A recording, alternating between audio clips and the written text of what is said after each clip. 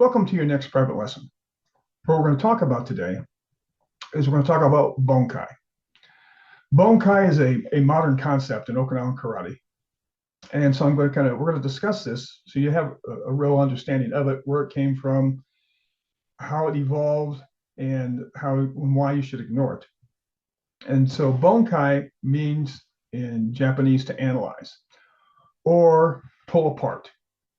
And so Okinawa Kenpo, Nakamura Okinawa Kenpo. Now, there are other Okinawa Kenpo instructors out there who never learned the system, and so therefore they fall into the Bunkai, application.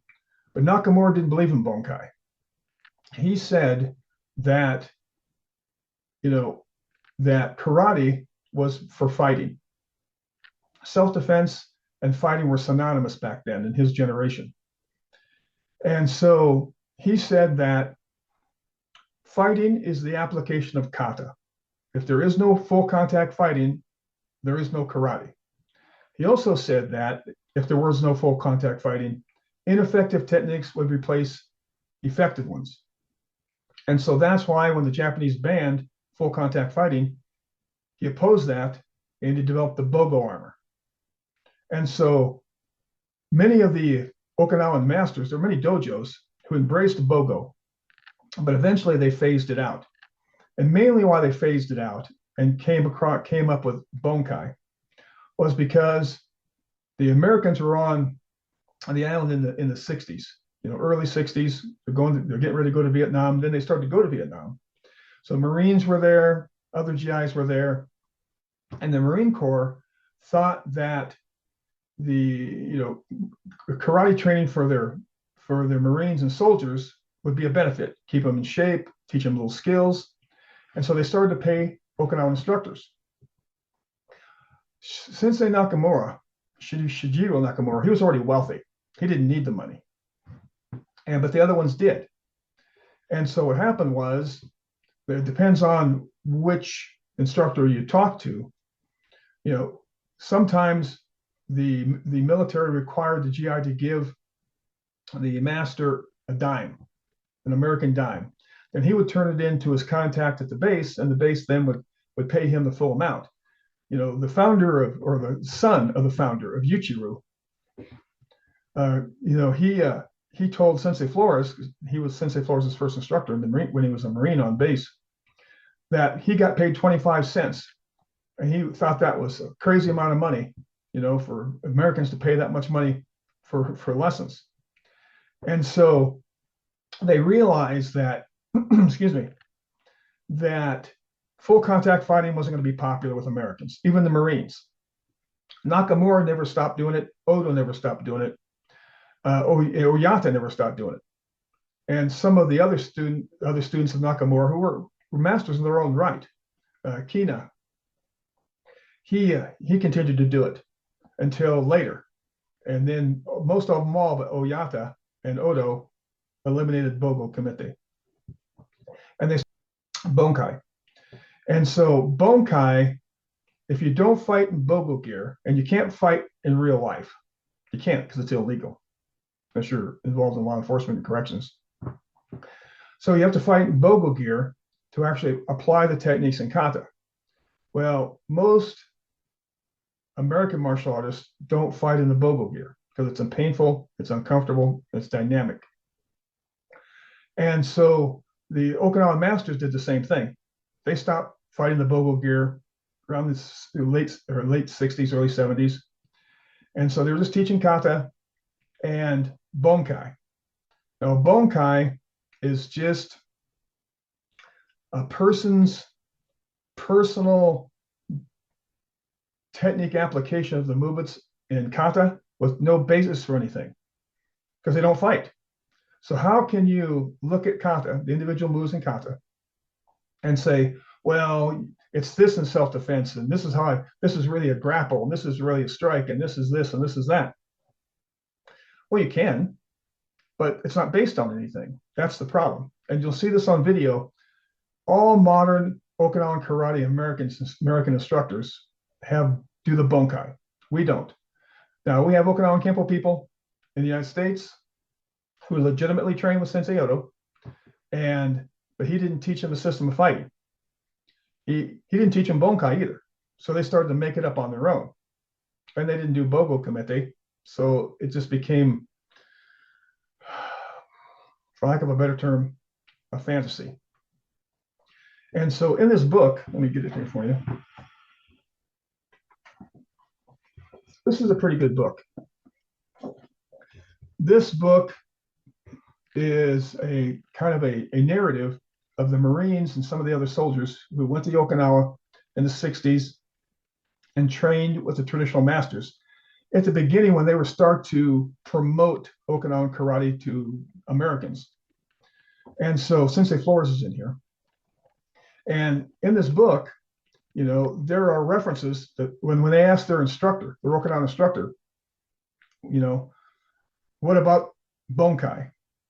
And one instructor said, your Bunkai is good, his Bunkai is good, everybody's Bunkai is good. So what he's saying is, it's nothing. It's just an individual expression. It's not based on fighting. And so also what happened was, you'll find in this book, when they talk about being promoted, a lot of the Okinawan masters, and they promoted them to pretty high rank with not much experience. You know, the average Marine was stationed in Okinawa for 13 months.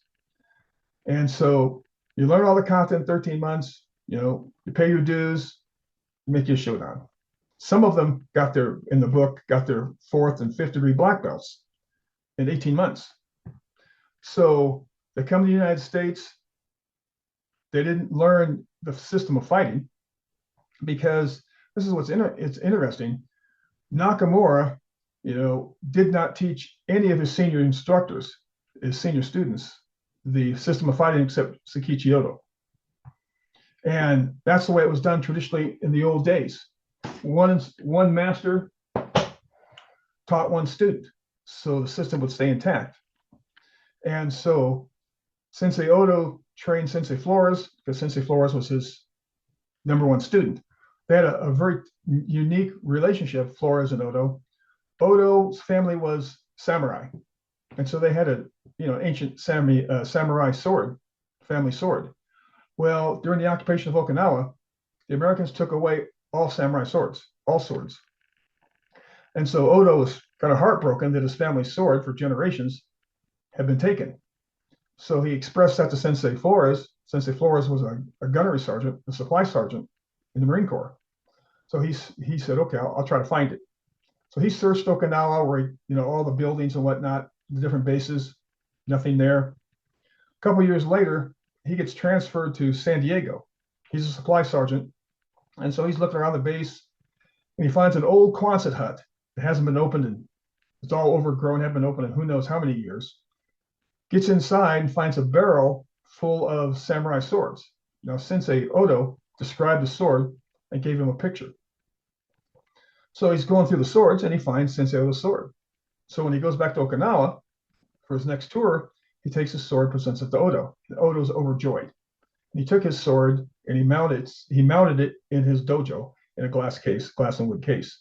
So you can see there's a very tight, relationship there with Sensei Odo and Sensei Flores that no other American has. So Sensei Odo passed on the fighting system to Sensei Flores.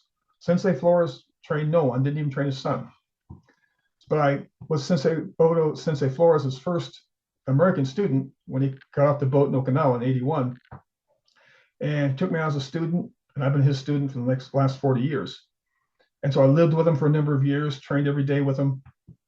And so he taught me the system of fighting. Not right away, it took him 10 years to finally get around and teach me the Tori system of fighting. So we don't use Bunkai in Nakamura Okinawa Kenpo. We use Tori, which, as I said before, it means bird in Japanese. And so when a bird flies, the wings are flapping, his heart is pumping, lungs are working, he's looking for food, but you only see the wings flop. And so that's why Nakamura used Tori for the hidden moves or the cues in the kata, because you see the movements in the kata, but you don't really get the full understanding of what's going on. Many things are going on that you can't see. And so that's why their cues, kata to Okinawan Kenpo, traditional Okinawan Kenpo, are textbooks. They're physical textbooks.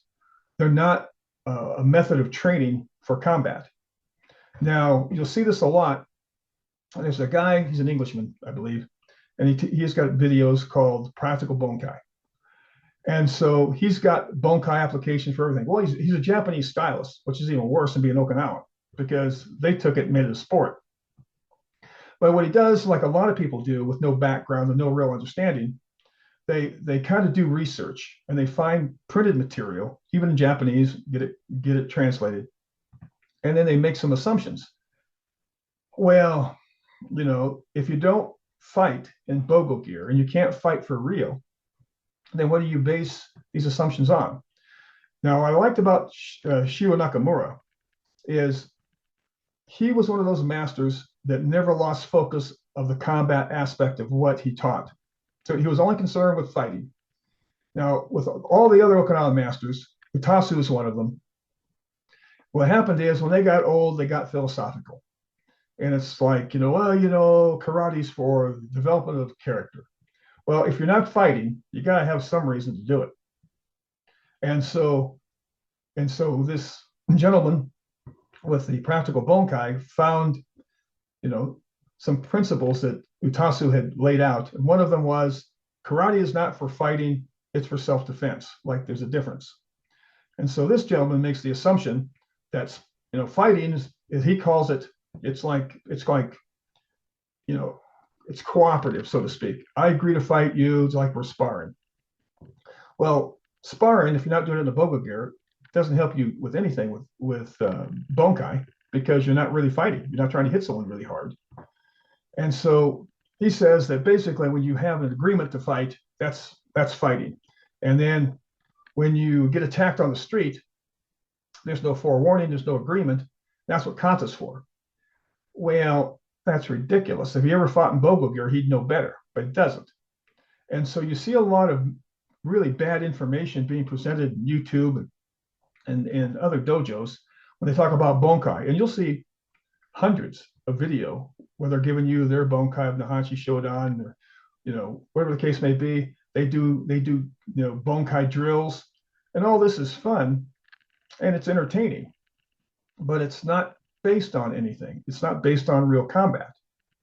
And so you just need to understand that. The reason why I'm giving this presentation, so you're going to see Bunkai referred to in many videos and at many dojos. And you just need to nod, say, oh, that looks nice, understand what it is. It's just someone's best guess. It has no basis in reality. Because even these guys who, like this Englishman did, saying that, well, on the street, he doesn't know. He doesn't know. He's never fought on the street. These are all assumptions. And I see these guys doing the Bunkai, and I see these people doing self-defense classes. And what they're telling you about real fighting and the way things actually happen on the street is totally erroneous. They have no idea. I was a police officer for 20 years. I trained 1,500 police officers a year, or police and corrections officers a year at the Oregon Police Academy for 15 years, 11 of those years full time. And so I was a cop. I went to bar fights. I interviewed victims of assault. And then I also got feedback from my students who were out in the field, doing the stuff. And when and I'll get into another presentation on what actually happens when you get attacked. I mean, how attacks actually occur. But the point is, unless you were involved in law enforcement, and a bouncer, bouncers, martial arts bouncers like to really, push the whole bouncer thing, but they don't get involved as much as they'd like to have you believe, because one, you get sued. Okay, if you in a bar and you hurt me, even if I started, the bar is going to get sued. You're going to get sued. The insurance company is going to complain. What do you have this guy hurting people for? Because it's cost us money. And the police are going to show up. And I have reviewed many bouncer use of force cases in my career. And a couple of bouncers that actually were pretty well skilled, but they hurt people for the wrong reason. And of course, there's a lawsuit.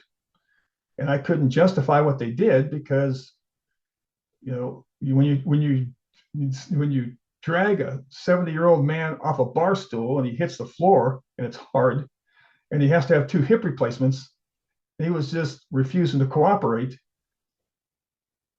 I can't really justify that. And so I'm just letting you know that you've got to kind of be wary of what you get from YouTube and these other videos, especially people who claim to be experts. They're all self-proclaimed experts. And so Bunkai is modern karate. Now, it's a facet of it. It's not going to go away because we can't, well, you guys probably can't fight for real, in real combat. And so it just becomes kind of a